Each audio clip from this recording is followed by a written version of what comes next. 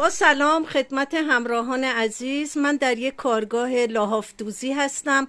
لاحاف‌دوزی هم از شغل‌های بسیار قدیمیه که با پنبه، انواع لحاف، تشک، بالش دوخته میشه.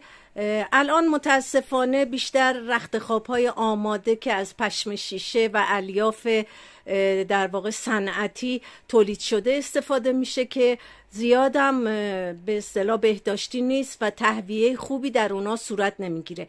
من اینجا از مسئول این کارگاه خواهش میکنم که راجع به نحوه شغلشون و مواد اولیه‌ای که در این شغل استفاده میشه برای ما توضیح بدن. بفرمایید آقا.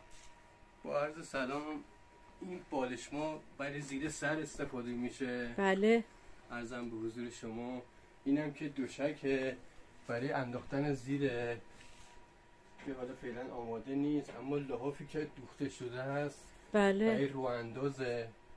این لحاف فعلا نوزادی داریم. این نمونه کارمونه. بله.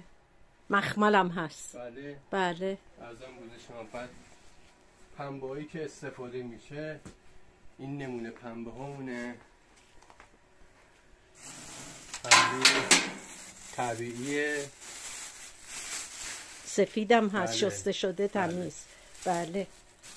عرضم به حضور شما اینم که لحاف رو انداز یک نفرمونه که برای سرویس عروسیه.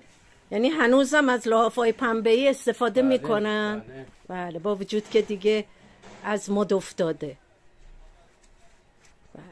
بعد دور این مخمل ملافه سفید دوخته میشه. بله دیگه تترون دوخته میشه. بله. نمونه کار لحاف دو نفرمونه. بله.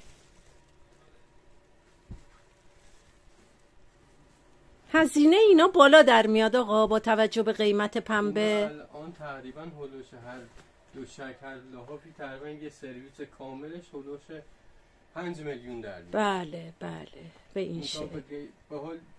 به خاطری که یکم گرونه درست. مردم رو میارن به حالت برای چیز صنعتی که کاراش همه دستگاه فلان. بله بله. اینا کار دسته و هنوز ارزشو در واقع بله ارزش خودشو حفظ کرده. درسته. بله. بعد ارزم شما دستگاهمونم که کارگاهمونم که داخل بله. اون وره حالا میخواید نشون بدم باز کارگاهمونو باز میخواید نشون بدم که اگه اجازه بدید بله. من خدمت شما بیام کارگارم بله. نشون بدم.